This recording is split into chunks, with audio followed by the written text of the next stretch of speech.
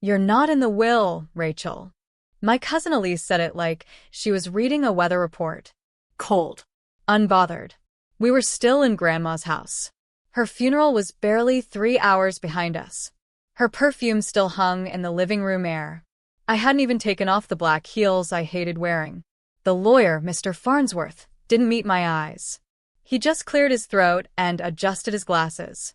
On the coffee table sat a manila folder, edges crisp, freshly printed. Too freshly. I stared at Elise, at her smug little smile, at Uncle Dean's guilty eyes. My hands were shaking, but my voice wasn't. "Are you sure that's the one she signed?" Silence. Then Aunt Clara scoffed. "Of course it is. We updated it together."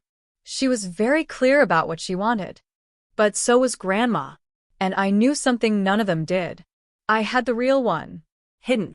People always say grief brings families together. That wasn't true for mine.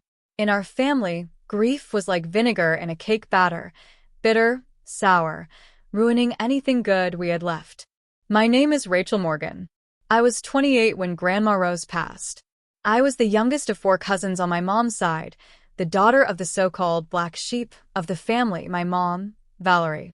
She had me young, left her law degree mid-semester, and married my dad, a struggling jazz musician from Detroit. I guess to the Morgans, that made her selfish. A disappointment. But not to Grandma Rose.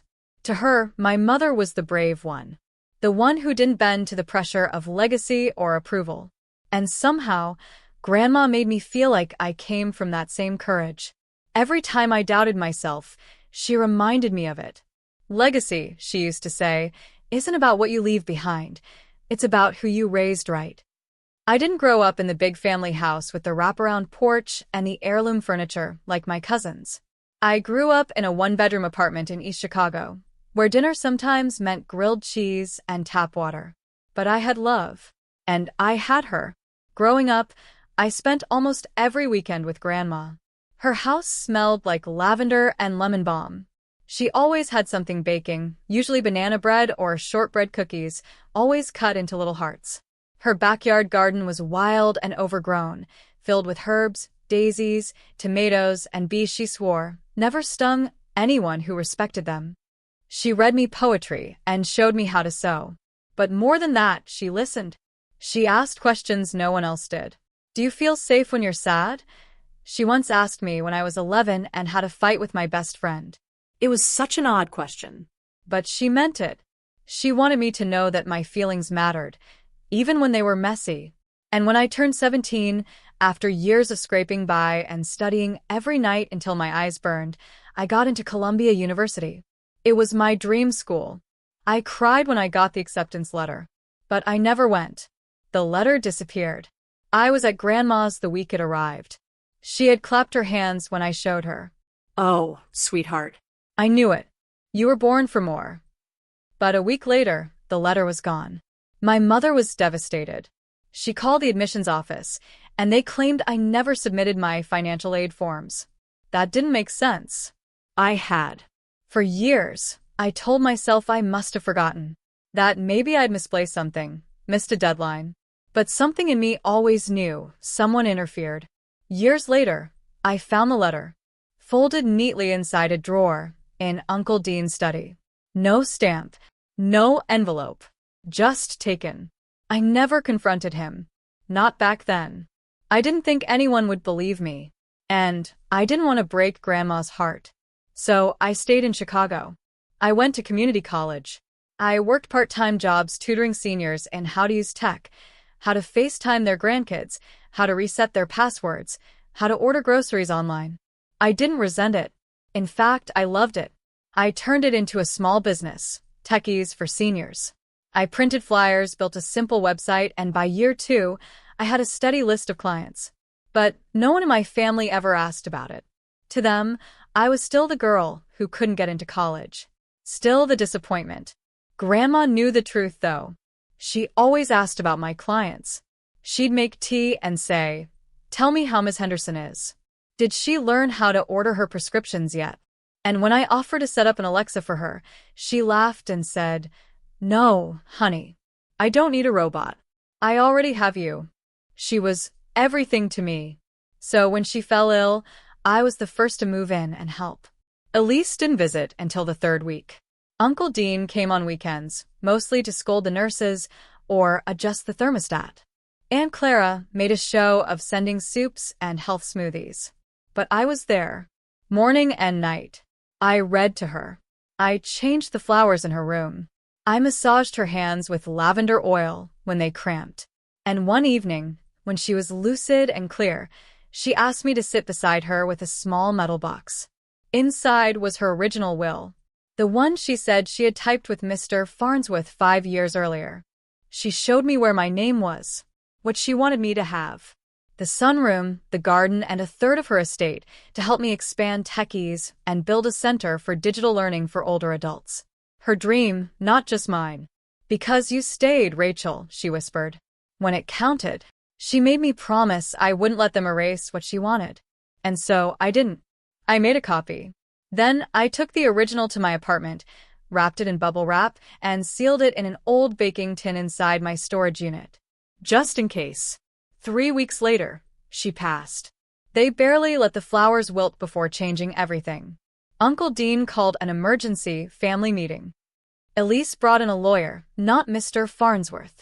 They passed around a new will, printed fresh, signed just 1 week before Grandma died. Her signature looked shaky. Wrong. In that version, I had nothing. Not the sunroom. Not the money. Not even a line. Elise got the garden house. Dean got the main property. Clara got the rest. They told me Grandma wanted to simplify things. I knew better. But I didn't scream. I didn't cry. I just sat there, remembering her words. You stayed. When it counted. I nodded once. Then I went home. To wait. To plan. To let the truth rise by itself. Because I had the real will. And I wasn't invisible anymore. The day of the reading was gray. Like something out of a slow, sad movie. Clouds hung low over the city, and the air outside the lawyer's office felt like wet cotton, thick, clinging, and heavy. We were all ushered into a medium-sized conference room in the firm of Whitley and Barnes, the new legal team Uncle Dean had insisted on using. Elise arrived in a tailored navy suit, clicking in like she owned the world. Aunt Clara wore her pearls and a smug smile. Dean? He didn't even pretend to be subtle. He wore the Rolex Grandma swore she'd never pass on to him. I sat at the end of the table. Quiet. Calm. Almost invisible. The new will was read with formal coldness. Grandma's final wishes stated that her estate was to be split equally among her 3 children, Dean, Clara, and Valerie. But there were caveats. Valerie, my mother, was to receive only a token inheritance due to past estrangement and irresponsibility. I watched my mom's face crumple slightly. But she didn't speak. There was no mention of me. Not even a note. Not even a thank you for caregiving. Dean leaned back with his hands folded over his gut like a satisfied villain. The lawyer, Mr. Harper, cleared his throat and closed the file. Unless there's anything else. I raised my hand. Not high. Just slightly. Actually, I do have something. Everyone looked at me like I'd farted in church. Dean scoffed. Rachel, this isn't the time to make things uncomfortable. But Mr. Harper held up a hand. She has the floor. I stood. My hands didn't shake. My voice didn't crack. This may seem inconvenient, I said, reaching into my worn leather tote bag. But I have a document here that I think should be reviewed. And I placed the envelope on the table. A thick, legally formatted document, yellowed only slightly by time. Mr. Harper opened it slowly. His brows lifted within seconds. This is notarized. Signed by Rose Morgan. Filed with Farnsworth Legal. 5 years ago. Dean stiffened. That's impossible. Rose changed her will. We were told. I turned to him. By who? You. Elise narrowed her eyes. Where did you get that? I met her gaze. From Grandma. Herself. The week before the new one was allegedly signed. Silence. Dead silence. Mr. Harper spoke slowly, carefully. This older will supersedes the newly presented version. unless someone can provide compelling legal proof that Rose Morgan revoked it knowingly and willingly. Dean looked like he'd swallowed a lemon. I walked to the front of the room. Calm. Like a slow-brewing storm finally breaking. I found the new will's signature strange. I continued. It didn't match her usual penmanship. She could barely hold a pen in her final days. Clara jumped in. She wanted to simplify things, Rachel. You don't know what was discussed. No, I said, still quiet. I do. She told me. She showed me. And then I dropped the second envelope on the table. Photos. Of me and Grandma. Her holding the original will. Her signing it again because she had asked me to take pictures with a timestamp. Just in case, she'd said. Dean pushed his chair back. You set us up. No, I said, finally letting heat touch my voice. You tried to erase me, but I was ready. Mr. Harper looked over the documents, the timestamps, the notarization, and the original lawyer's notes from Farnsworth's office. This will, he said, is valid and enforceable. And as it stands, Rachel Morgan is entitled to 1/3 of the estate, including the sunroom, the garden property, and the designated funds for her business venture. My mother gasped softly beside me. Elise stood. You little snake. I cut her off. Don't mistake my silence for weakness, Elise. I saw what you did. I just didn't stoop to your level. Clara muttered something about needing a break, but it didn't matter. The truth had walked in, on its own 2 feet, and refused to stay quiet. The fallout was instant. Clara was the first to erupt. This is manipulation. You took advantage of an old woman with dementia. Mr. Harper turned to her, eyebrows lifting. There's no medical record indicating Rose Morgan was diagnosed with dementia. In fact, her attending physician certified her cognitive clarity in this document dated only 3 weeks before the will was signed. Elise slammed her palm on the table. We talked about updating it. Grandma said she was going to give everything to her children. I stared at her, voice steady. She changed her mind. Because she finally saw the difference between love that showed up and love that only called on holidays. Dean stood, pacing. You're making us look like monsters. No, I replied, my voice sharpening now. You did that all by yourself when you locked her room door after she fell, so you could have that private meeting with your lawyer, when you tried to get her to sign blank checks, just in case, when you told the nurses I wasn't allowed in the hospital wing. Elise snorted. She always loved us more. That's just the truth. She didn't love you more, I said. She pitied you more. That struck something in Dean. He turned sharply, eyes flaring. You think you're better than us because you wiped her mouth and made her tea? No, I said, standing tall. I think I honored her. And you tried to erase her. For a moment, Dean looked like he might hit something. But then, a soft voice spoke from the side of the room. I always knew something was wrong. It was Aunt Valerie, my mother. Her voice was thin but firm. She stood, slowly, her spine a little crooked with age, but her face calm. My mother told me once, Rachel's heart is stronger than any bank account. I think she meant this moment. Dean rolled his eyes. Oh, please. You were out of the picture for years. Yes, I was, she admitted. And Rachel never held that against me. But you 3, what did you do when Mom needed someone to help her bathe? When her hands shook so badly, she couldn't hold her rosary. Where were you when she had night sweats and cried because she forgot her own birthday? No one responded. Valerie turned to me, gently resting her hand on my arm. You brought her peace at the end. And you kept her dignity intact. That's the kind of wealth this family doesn't even understand. Mr. Harper nodded slowly. If no one else has anything of legal merit to dispute, the terms will be executed per the original, certified document. Clara turned to Dean. We should fight this. He shook his head. She has the paper. And the proof. What do we have? Elise wasn't done, though. She followed me out of the lawyer's office afterward. You really think this makes you noble? No, I said, not even turning to face her. It makes me free. She gripped my arm. You humiliated us in there. I stared at her hand. Let go. She didn't. So I looked her square in the eyes. Your mom raised you with entitlement. Mine raised me with grit. That's why you lost. Her hand dropped. She stepped back, face trembling. This isn't over. I smiled, small and steady. It is for me.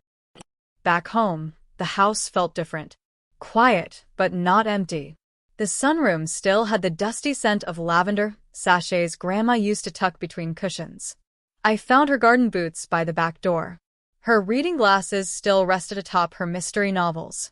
The old will granted me the house. But it wasn't the bricks and beams that mattered. It was what was preserved in them. Late one night, Clara called. She didn't scream. She didn't argue. She simply said, "Why didn't she tell us she was leaving it to you?" I paused before answering. Maybe she wanted to see if you loved her, without the inheritance. The line went dead. I never heard from her again. But a week later, I got a letter. Not from any of the aunts or uncles. It was from Elise. It was only 4 words long. You were always right. I didn't reply. Because by then I didn't need to. I turned the sunroom into a local tech help center for seniors. Every Tuesday and Thursday, I'd sit with trembling hands and soft-spoken voices, teaching them how to text, FaceTime, and find old music playlists. Miss Grace, Grandma's old neighbor, became my first real client. "I never knew you had this in you," she said once, holding her phone like it was a sacred thing. "I didn't either," I replied. But truth was, I'd always had it. I just hadn't been allowed to own it. Until now. Some people think revenge needs to be loud. That it has to come in the form of public exposure, legal battles, or headlines splashed across the internet. But the most powerful kind of justice? It's quiet. It's patient. It looks like dignity. It sounds like peace. 3 weeks after the will was finalized, I invited my mother to visit the house. She hadn't seen it in years, not since Grandma's 80th birthday. The air smelled of lemon and cedar. I'd cleaned the windows, scrubbed the tiles, and planted jasmine near the porch steps, just like Grandma used to love. When Mom stepped into the foyer, she gasped, "Rachel, it's beautiful." I shrugged gently. It was always beautiful. It just needed to breathe again. We sat in the kitchen. I made her tea. The same old kettle whistled on the stove. I'd fixed the broken handle on the cabinet she once slammed during a fight when I was 16. Mom was quiet, her fingers wrapped tightly around the mug. "I'm sorry," she said, barely above a whisper. I looked up. "For not protecting you from them. For not seeing what was happening. For not believing you when you told me they were shutting you out." I let the words sit in the space between us. I didn't rush to forgive her. But I didn't turn away either. "You were grieving," I finally said. "And scared. I get it." Her eyes filled with tears. "I should have stood up for you." "You can now," I said. "By standing up for yourself, too." The next week, I called my cousin Elise. It wasn't a truce call. It wasn't a grand reconciliation. It was an offer. "I'm turning the back guest house into a digital learning space for seniors. A real community hub. If you want to volunteer, you can." There was silence on the line. Then she said, "Why would you offer that after everything?" "Because people can be more than their worst moments. And I want to believe you can be better than yours." She didn't say yes. Not then. But 2 months later, she showed up with a box of cookies and a printout on how to install Skype. I hired 2 women from the neighborhood, both single moms who needed flexible hours. One of them, Kendra, had a teenage daughter who reminded me so much of myself. Quiet, observant, kind. I let her help me file paperwork one afternoon and she whispered, "Miss Rachel, are you rich?" I laughed. "In the ways that matter, yeah. I think I am." The community center bloomed. We didn't need viral videos or donor plaques. We had stories. A man who FaceTimed his granddaughter in Mexico for the first time. A widow who learned how to play her late husband's favorite jazz playlist on Spotify. An old veteran who cried when he got an email from his estranged son after 20 years. They were tiny victories, but they felt enormous. One Saturday morning, I found a letter slipped under the front door. It was written in shaky cursive. "Dear Rachel, I was angry at first. I thought you stole something that belonged to us. But I see now you gave something back that can't be replaced. Mom died feeling safe. And that's because of you. Thank you, Clara. I didn't cry. I just folded the letter and tucked it into a drawer alongside the blue ink note from Mom. 2 apologies I never thought I'd get. 2 quiet miracles I never begged for. Later that month, we held a little garden event at the house. We called it Bloom Again. Just 20 people. Lemonade. String lights. Laughter. A neighbor brought her guitar. Someone's granddaughter read poetry. At the end of the night, I stood by the rose bushes Grandma had planted with her bare hands years ago. I looked up at the stars, my fingers brushing the soft petals. You were right, Grandma, I whispered. It doesn't matter what they take from you. It only matters what you're willing to keep. Because I kept the love, the memory, the mission. And maybe that was always the inheritance she meant to leave behind. I chose peace over pride. I built bridges instead of walls. And I made room in my story for healing, even for those who tried to erase me from it. That was my quiet revenge. A life not just survived, but fully lived. Not in spite of them, but beyond them. 6 months later, the house looked like something out of a quiet dream. The jasmine had overtaken the trellis. The roses were in full bloom. A soft wind danced through the chimes Grandma once hung outside the kitchen window. The guest house had been transformed completely. The once abandoned shed was now a bright, welcoming tech room, with wide desks, a coffee station, and old photos of community members using their new devices hung proudly on the walls. I called it the Morgan Room, not because of my last name, but because Grandma once said, Morgan women make magic out of ruins. Every Sunday afternoon, we held senior Spark sessions, free classes for older adults who wanted to learn how to use their phones, emails, video chats, or just navigate a computer without fear. Some came to connect with family. Some came to feel less alone. Some came just for the cookies. And every single one of them left with a little more confidence than they came with. Mom started coming every other weekend. She'd bring a tray of baked goods or flowers for the porch. We'd sit on the bench, sip sweet tea, and talk about books, about nothing, about the things we never knew how to say before. One day, she looked at me and said, You know, I think your grandmother knew exactly what she was doing. I smiled. You think so? She saw you. She knew you wouldn't let this place die. I didn't respond. I didn't need to. That spring, I hosted a small gathering in the backyard. It was the anniversary of Grandma's passing. We didn't mourn. We celebrated. Neighbors, students, volunteers, people whose names I hadn't even known a year ago, came with flowers, stories, and warm hugs. We lit candles. We played her favorite hymns. And just before sunset, I read a small quote I found tucked into her old Bible. It said, Let them underestimate you. Just don't forget who you are. That was her. And now that was me too. Elise ended up volunteering after all. At first, she was quiet and a little tense. But slowly, she softened.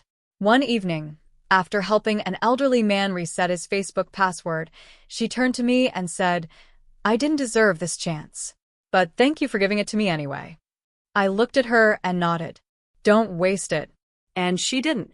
My brother, who had once called me a glorified tech babysitter, showed up one day with his daughter. He stood awkwardly in the doorway, holding a pack of printer paper and a homemade cake. She said she wanted to learn, he muttered. Figured this was the place. It wasn't an apology, but it was a start. One morning, I got a letter from the city. They were recognizing our center as one of the leading digital inclusion efforts in the region. They wanted to feature me in their quarterly community spotlight. For a brief second, I thought about saying no. But then I remembered. Visibility isn't vanity. It's proof. Proof that we're here. That we matter. That even those who were once pushed to the edge of the page can rise and take up space again. The article came out with a photo of me standing in front of the guest house, arms folded, smiling. The headline? She brought her grandma's house and legacy back to life. When I saw it, I didn't cry. I just closed the magazine and placed it next to the folded blue note from Mom and the shaky letter from Clara. My quiet museum of healing. I didn't need a trophy. I didn't need applause. But sometimes I'd glance at the corkboard in the Morgan room, the one covered in little sticky notes from students. Thank you for not giving up on us. I feel like I matter again. You make learning fun, and that's a miracle. Each note felt like a hug from a world I once thought had forgotten me. And now I sleep well, not because I proved anything, but because I kept building even when no one clapped. I kept walking even when the path was lonely. And I kept loving even those who didn't know how to love me back. That's power. That's peace. That's what Grandma meant when she said, "Don't fight for the spotlight. Make your own sun." And I did. If you're reading this, if you've ever been erased, overlooked, or underestimated, let me say this plainly. You don't need their approval. You never did. You just need to keep showing up. Even when it's quiet. Even when it hurts. Even when no one sees it but you. Because the life you build in the silence, that's the one that echoes the loudest when it's ready. So hold the line. Keep going. And remember, the original will, the real story, is already inside you. Let them write what they want. You've already won.